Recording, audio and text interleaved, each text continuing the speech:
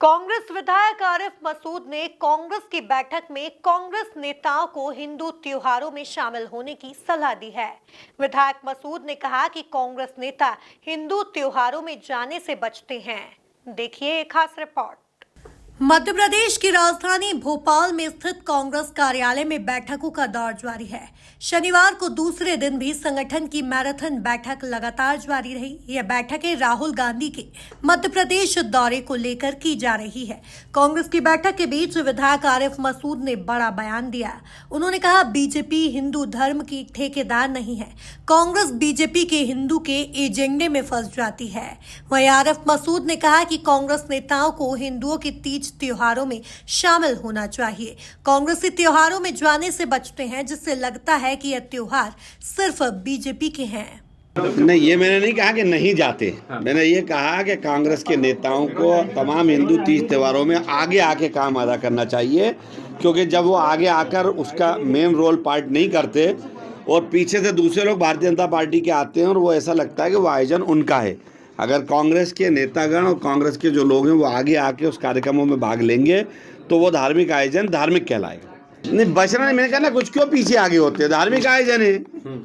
नवरात्र ही करना चाहिए, चल समारोह क्यों नहीं होता। पहले भोपाल में होता था, जिला कांग्रेस के हमारे तमाम नेता जाते थे, रंग पंचमी होली के उसमें जाते थे, तो उनको आगे आना चाहिए और जाना चाहिए। उसमें क्या है। बिल्कुल, मेरे तो शाहजहाबाद में नहीं निकला, मेरे साथ निकलता था, चौराहे से ले जाते थे। मैंने कहा मेरे घर के सामने से लेके चले जाओ। वो जब निकाला उन्होंने पहली बार तो मेरे पूरे मोहल्ले के लोगों ने उनका स्वागत करा, तो उसमें क्या बुराई है।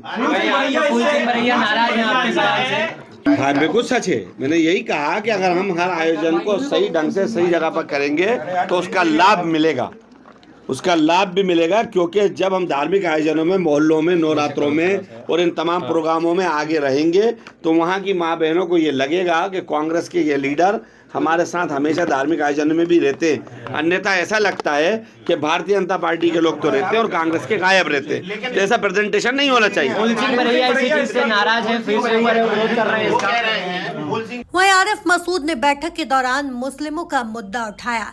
इस दौरान मसूद ने कहा कि मुस्लिम लीग को मुसलमानों ने खत्म किया। जब बीजेपी के लोग मुसलमानों को टारगेट करते हैं तो हमारे लोग चुप हो जाते हैं, जिसे लेकर बीजेपी प्रवक्ता नरेंद्र सलूजा ने निशाना साधा है। सलूजा ने कहा कि कांग्रेस की बैठक में मुस्लिम तुष्टीकरण का मुद्दा था, सिर्फ बाबा साहब का तो नाम दिया गया है।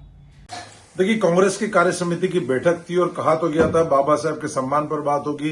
बाबा साहब के सम्मान पर निकलने वाली 26 जनवरी को जो अंबेडकर जी के सम्मान में निकलने वाली पद यात्रा, उस पर बात होगी। लेकिन कांग्रेस इस बैठक के बाद समझ नहीं पा रहे कि बात तो पूरी मुस्लिम तुष्टीकरण पे हुई। आरिफ मसूद ने मोर्चा खोल दिया कांग्रेस के नेताओं के खिलाफ कि मुस्लिमों के पक्ष में खड़े होने से डरते हैं।